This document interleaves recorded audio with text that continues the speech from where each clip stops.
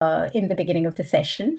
So I'm Meena, and I am the founder of Code to Leadership. So I started my career in tech, like many of you here, and I founded Code to Leadership in 2024 after spending over 20 years in tech, working in various roles. And now I work a lot with emerging leaders, so new engineering managers in particular, to help them navigate the transition from coding to leading, which is why my company is called Code to Leadership. You can see from the name.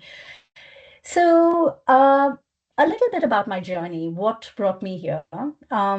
I started as an engineer and I sort of meandered my way through my career. I've been a tech lead. I've done a bunch of things. Then I was into agile coaching for a while, and I really struggled in parts of my career. Many of you were talking about the challenges with delegation. So this was personal to me too, right? So I struggled, especially when I started hitting transitions. My first role as a leader, and then that combined with other transitions like, moving countries, becoming a parent. And thankfully, I found the right support. And I thought that was the end of my quest. I've cracked it. I'm good. It's all good for me now. But then when I was working as an agile coach, especially with teams, I started noticing a lot of patterns in team dynamics that would come up, the same kind of struggles, the same kind of things that people would say, or, which would have underlying root causes that sort of ended up with me working very closely with the leaders of those teams. And so I started getting more curious about those patterns. And so today I want to talk about one of those challenges, and that's delegation. Um, Personally, I have to say I don't like the word delegation. I think it sounds far too clinical. And when we're done with the webinar, you'll see why I have certain views on why delegation doesn't quite do justice to some of the struggles that we personally experience when we try to delegate tasks, right? So I'm going to get started with some of these things. So, when I worked with teams, people wouldn't always say delegation. Some of the things I would hear is it's just faster if I do it myself. Or, I have so much to do. I don't have time to explain this to a different person. Or it just doesn't work like that in my team or my company. Uh, if I don't do it, it doesn't get done. Or, it's really painful watching people struggle. What if they mess up? Um, I'm really struggling to step back. These are things that I've heard from people, these snippets of conversations. And, oh, it's on the other person. They're not ready for this responsibility, or a lot of frustration. Why can't they figure it out? This is something really simple. Why can't they just do it? So if they haven't done it, then I should do it. So a lot of these kinds of reasoning, right? So it's a very human struggle if you look at these words.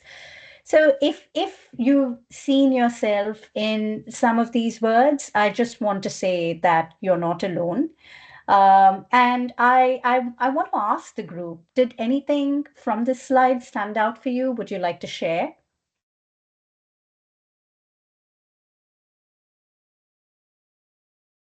Yeah, it does for me actually, Mina. I think Mhm. the whole thing around it'll take me time to explain to somebody else. It's quicker if I just do it. I definitely have heard myself saying that. I think Mhm. sometimes, investing that time up front will save you time in the long run, but Yeah. at that moment you just think, oh, I'll just do it, and then you've got too much on your plate then. So absolutely resonates with me that point. Yeah, yeah, in the moment, right? Because you want to get it out of the way and you want to get it done. And that's a real thing for you, right? It's a human thing. So, yeah. Anyone else? I think we notice this sometimes as a whole team in projects that Hmm. all the project managers will go, oh, it's just faster if I do that action myself rather than explaining it to another department who maybe should be responsible for that action. Hmm. and then they typically then can take on a bit too much. Yeah. Yeah. I think that exact point, but especially when it's not a report of yours. So it's maybe quite easy to say to somebody that reports into you, can you Mhm. Yeah. do this? It's harder to say to somebody that doesn't report into you, I think this is your responsibility, or I think you could do this instead of me doing it. It seems like you're just kind of shifting work to somebody else. Yeah. Yeah, Yeah. that's definitely where I find it harder. Yeah. Yeah. Influencing without the formal authority, right? Like it feels bad to tell someone or make that direct request. Yeah. Yeah. Okay. Anyone else? So you can see here, right? So when we talk about delegation, it's a very umbrella term for a whole host of things that might be going on under the surface that maybe we don't sit down and think about what's really going on there. And when we are asking people to delegate, we often are telling people to let go of work they were built. Work, especially in the tech space, right? Work that's being built is very personal. Like, some of the engineering managers I work with have been the first people on their teams who've crafted a system. So they've thought about the code, they've really understood the problem, they've made thousands of micro decisions during the course of their careers. And they've taken a lot of pride in what they've built, the tests that turn green. So it's a lot of dopamine hits that they've got along the way in developing this system, right? So when we tell somebody to delegate, we're asking them to part with something that they own, that they have very lovingly crafted over the course of their career.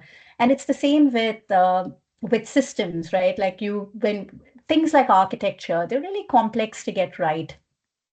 And it might mirror someone's career journey. They might have put so much thought into those systems that there's a part of them that's there in those pull requests that they've submitted or other things that they've done. And it's not very easy to let go of these things or explain it to another person. So then some of these thoughts about what if they get it wrong? Oh, they've just not understood the context. We did that for a very good reason back then. And those thoughts come up quite a lot when people have to part with things that that they personally have put in a lot into. And then there's processes, right? Like some of you are part of the PMO, and processes. I've worked as an agile coach. You have to work very hard to understand how an organization is and come up with a process that works in that organizational context.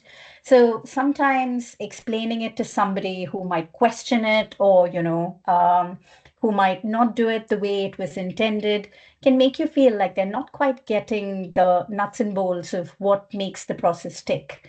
And so then the temptation is, okay, we will just do it for you. And and as somebody rightly said, right, cognitively, we understand that if we teach somebody something, it will go quicker in the long run. But the human brain has evolved over millions of years, and the brain's main job is to help us to survive. So in the short term, when we see some of these things happening, we tend to take back control so that we can try and get things done. And there, underneath all this, there's a more complex and more layered process that's going on, and that's why I think delegation, the word delegation, doesn't quite do justice to it, right? On the surface, it seems very simple, but it's a very complex and very layered thing that goes to the root of a person's career and their identity. And we will talk a little bit about that in some of the other slides. So I am going to introduce, or I'm going to invite you to think about yourself, your professional identity as an iceberg. This is a very common metaphor for, things that you can see and things that you cannot see. So on the surface, the visible elements, you can see what is obvious about the waterline are your professional achievements, your problem solving abilities, your technical skills. I say technical skills, what I mean is any skill that you use to get your job done. And all the other visible skills, right? You might be known to be a good communicator. So these are all visible skills, skills that you get feedback on. And then your track record. You might have a track record of really getting things done, delivering projects, getting code shipped. So all of these are about the waterline. They're things for which you get feedback. They become part of who you are. And they're parts of us that we are somewhat attached to, right? So before we move to what's below the waterline, I want you to take a minute and think about what's above the waterline for you as a person.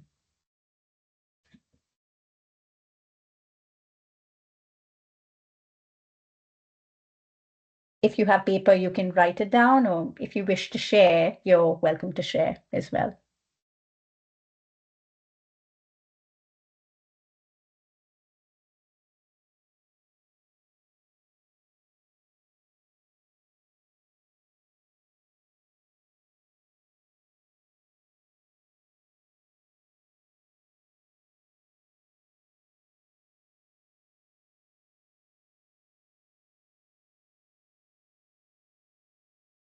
I'm just going to give everyone 2 minutes so that you can do the thinking.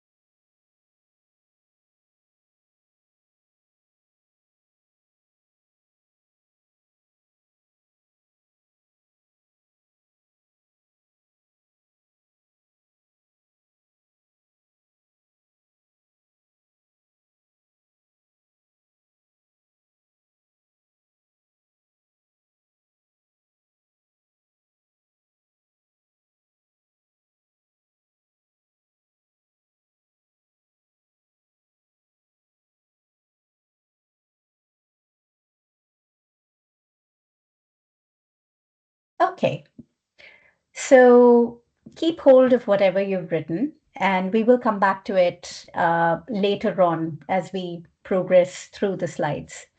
So there is a part of your professional identity that's above the waterline, that's visible, that you're aware of, right?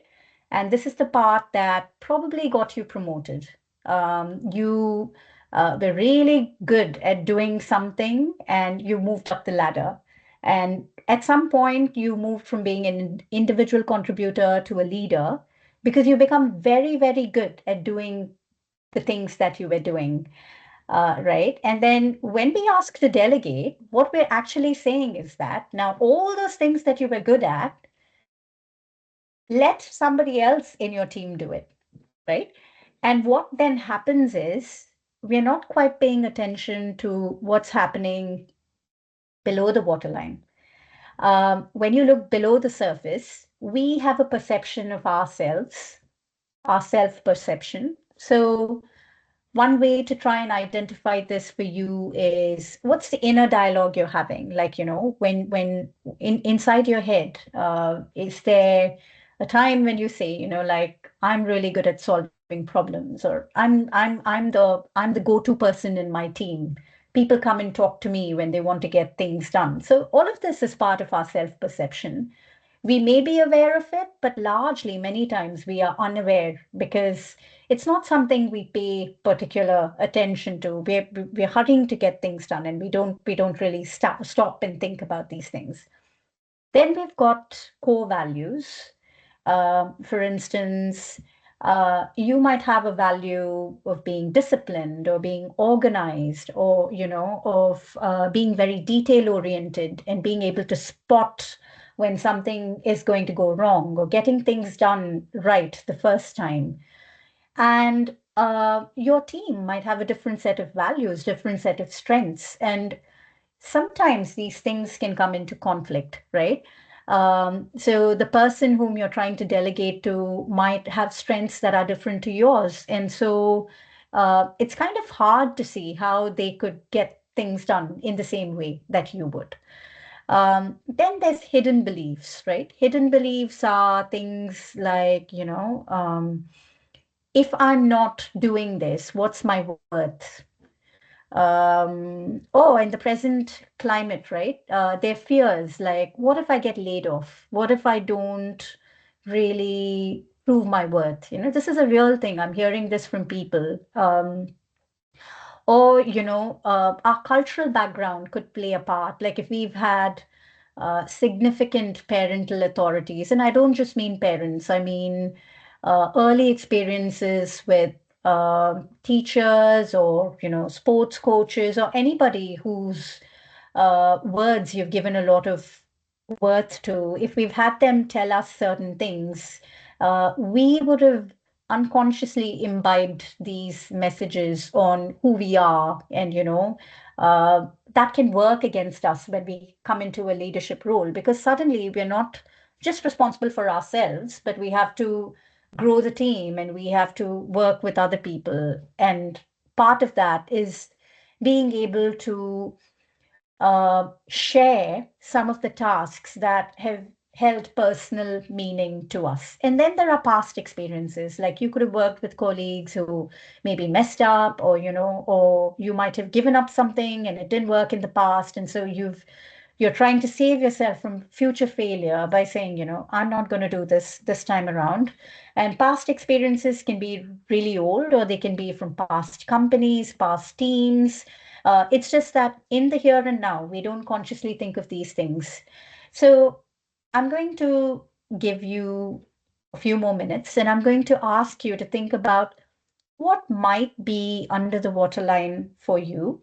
I also want to caveat this by saying that this is deep work, so don't worry if you can't find things in the moment straight away. It's just something to help you think about forces that might be working against your ability to delegate. So I'm going to leave you in silence for 2 minutes, and you can think about what might be under the waterline for you.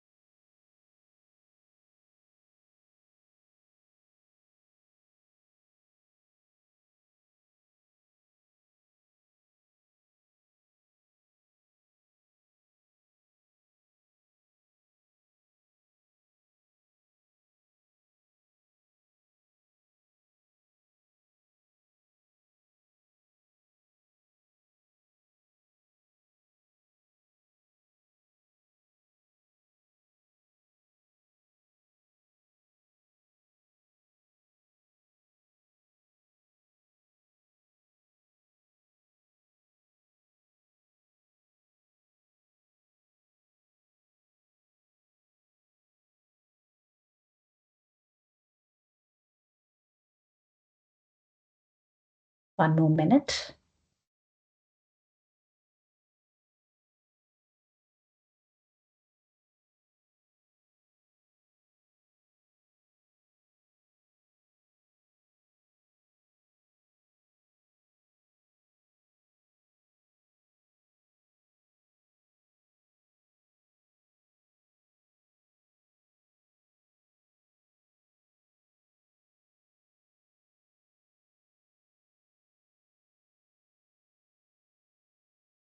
Okay. So keep hold of that, just like we did with what was above the waterline. Now, going back to the iceberg, the parts of yourself that are under the water, they are foundational. And as with most foundations, like the foundations of a building, we can't really see them, which is what makes it hard to work on these aspects of ourselves. Now, the disconnect is when we talk about delegation, most of the advice actually focuses on the top half. You know, trust your team, for instance. Sometimes it's not a trust problem. So this is not about uh, time management or task management or even trust. Trust is foundational. Yes, you do absolutely need to trust the team, but it might not be the best advice to tell somebody, empower your team, trust your team. I think people do know these things, but it's really hard to do in practice because of what's foundational and what's under the surface. And unless we start taking a peek under the hood and seeing what it is that's really stopping us, we continue to experience the discomfort of having to let go uh, of tasks that maybe we're a little attached to, right? Or we have other fears or other things that make us hold on. And underneath all of this is a very complex human emotion. So I work a lot with new leaders, and something that I repeatedly see is they experience some form of grief. And the grief is in letting go of who they used to be when they were an IC and embracing somebody new, right? And Brené Brown, who has written a number of books, says in her excellent book, Atlas of the Heart, in which she talks about human emotions, that grief is defined as having three foundational elements: loss, longing, and feeling lost. So loss is, I used to be this person who was the problem solver. I used to be this person who could get things done really fast. Now I have to watch somebody else struggle with this. Now I have to watch somebody who I have to give something to, and they could potentially mess up. So it's the feeling of losing yourself or losing control or something about letting go of something. So you experience loss. Longing is nostalgia, right? Like I wish many of the EMs I work with long for the days when they were the IC, right? Like where they could code into the night and they experience these free flow states where you get a rush from solving complex problems.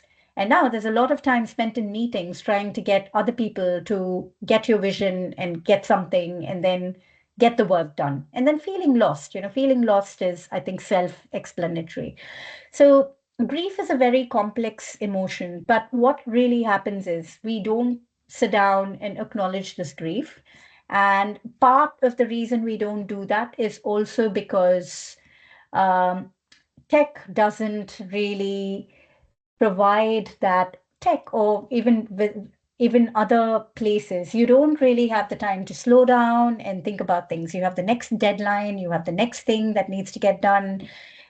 You're either rushing for a meeting or you have lots on your to-do list. So it's not very easy to sit down and think about, oh, am I grieving? And grief is also a very heavy word. It's usually associated with people dying or loss of a loved one.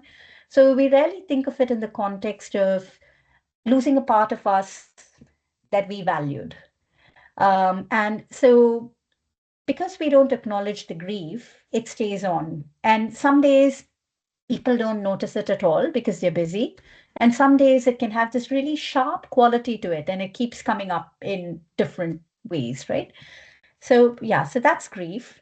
And we can only redefine our relationship with things like delegation when we move to acceptance.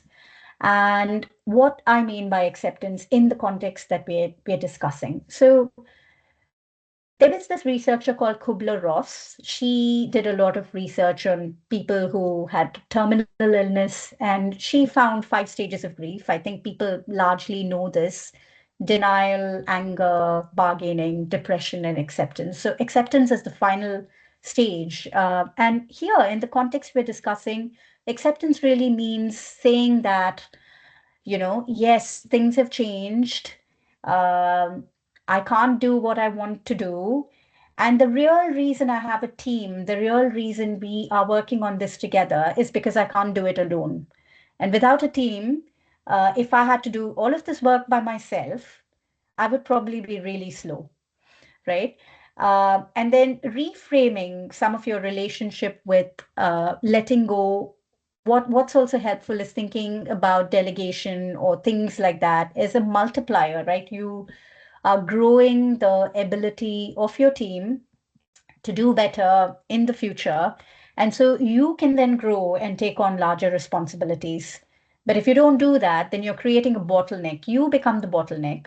And over periods of time, this can result in burnout because there's a growing sense of frustration, there's a growing sense of overwhelm that might start creeping in, right? And sometimes the other side that I've seen is people who spend long periods of time as doers, even when they've transitioned roles, start feeling a lot of resentment. They get this advice, they get feedback because they're not delegating, and they start feeling very resentful because they're like, what do you mean I'm not delegating? Can't you see I'm busy? I have all these things to do, and I'm really doing my best. I'm helping the team. So there's an internal cost to holding on and accepting that our roles have fundamentally changed, and so we have to work on those parts of ourselves that we need to that work on parts of ourselves that will help us with the new skills we need, is what will help us in the future. So the other part of that is letting go of what we don't need to do. So I recently worked with a new manager, and she was describing how it felt for her, right? The feeling of restlessness. And sometimes she would feel like just taking the keyboard and typing out the problem, and then one day she let one of her direct reports figure it out. And he was really happy with himself.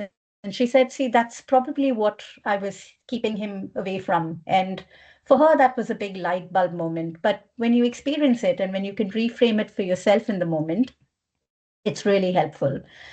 Now, I say all those things, but I don't think it's an accident that people struggle with these things because there's also environmental and systemic challenges.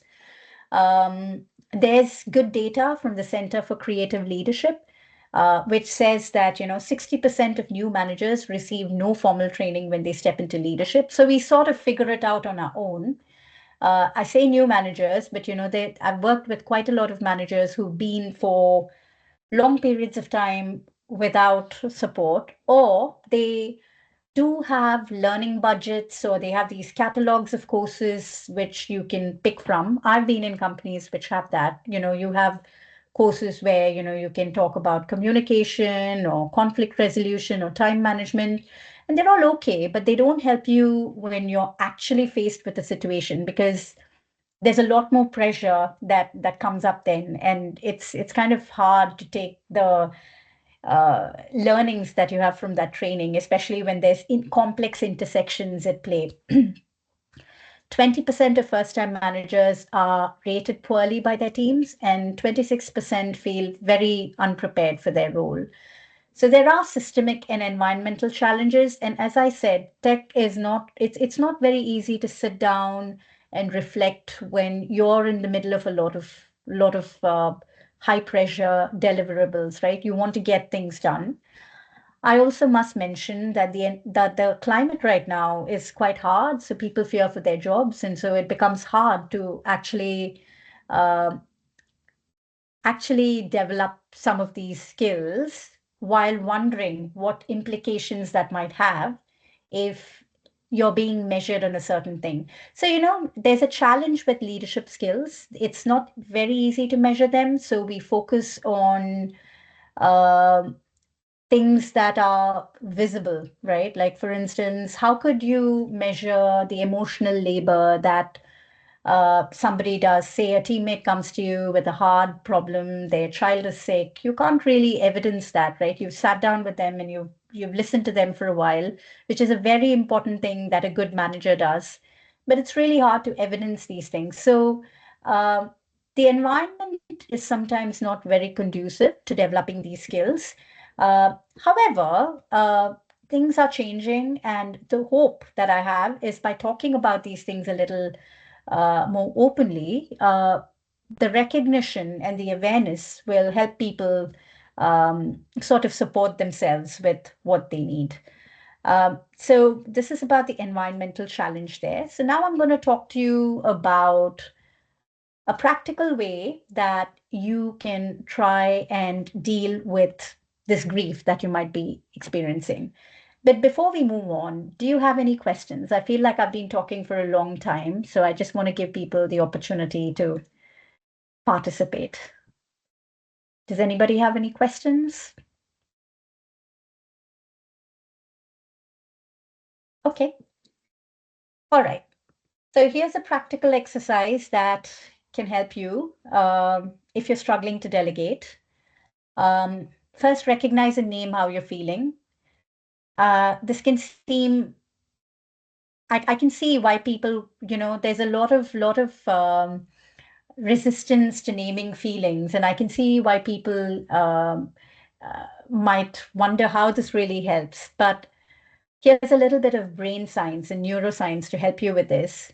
So we've got different parts of the brain. We've got our prefrontal cortex, and we've got the limbic system, which is much older.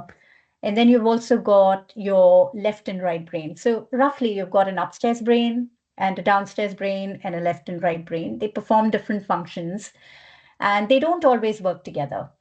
So feelings come from the older brain. We feel the feeling.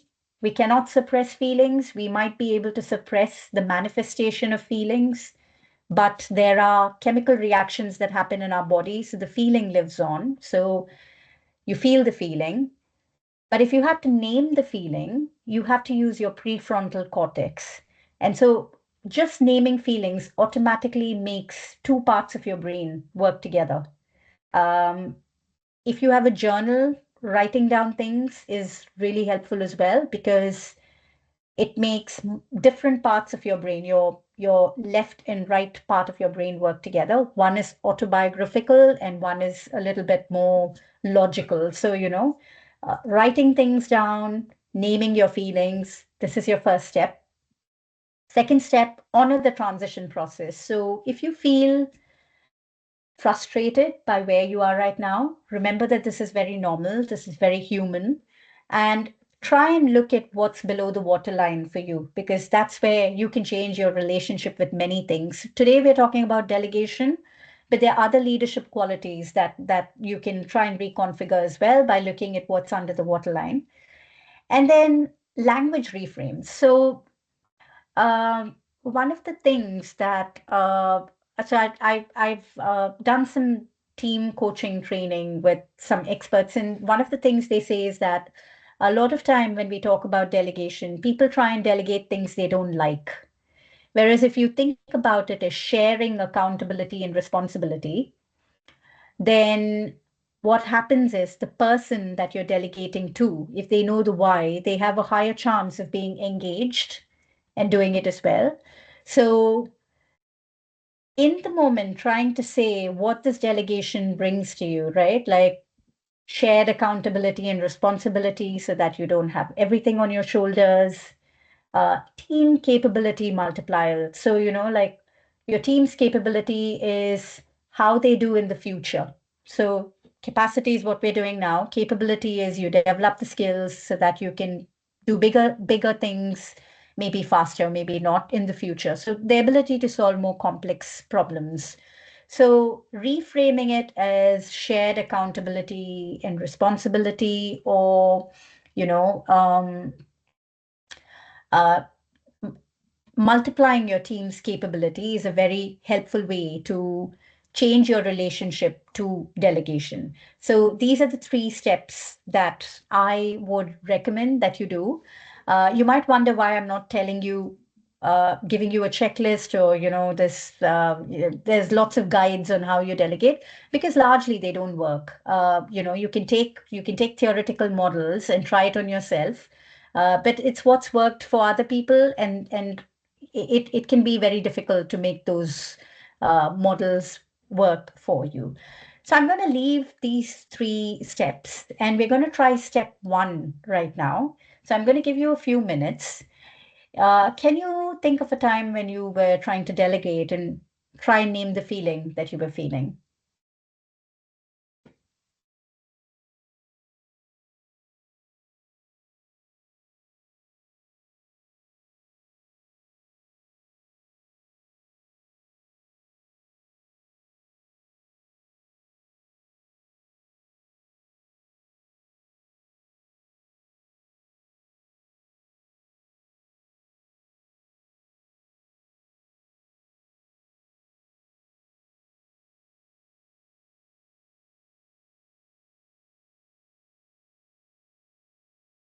Does anybody feel brave enough to share?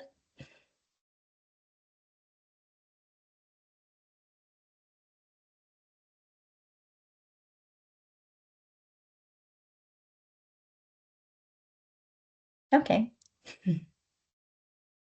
No worries. You can keep it to yourself as well, because this is, yeah, I think it's also a little private for people, so that's fine. So that sort of brings us to the end of today's webinar. So, what we've looked at today is we've looked at delegation through the lens of shifting identity and what that might do to you as a person, why it's hard, why traditional advice might not always work for you. And then we've completed this exercise. So my challenge to you is, or my invitation to you is, next week, pick one task or one activity that you'd like to delegate and try and use this 3-step process to see how it works, and then see what you learn about yourself. So I am going to conclude the webinar today, and here are a few ways that you can get in touch with me. So I'm on LinkedIn, so you can connect with me there. And if you do want to chat with me about your leadership journey and maybe explore what it would be like to work with me, you can use the QR code here to book a call. It's free. So yeah, it's just a way for us to understand your personal context. So that's an option as well. So yeah, so I'm going to conclude today. And if anybody has any questions, I'm happy to answer them. No, that was a really useful session for me. Thank you. Thank you. Yeah, thank you, Mina. Thank you.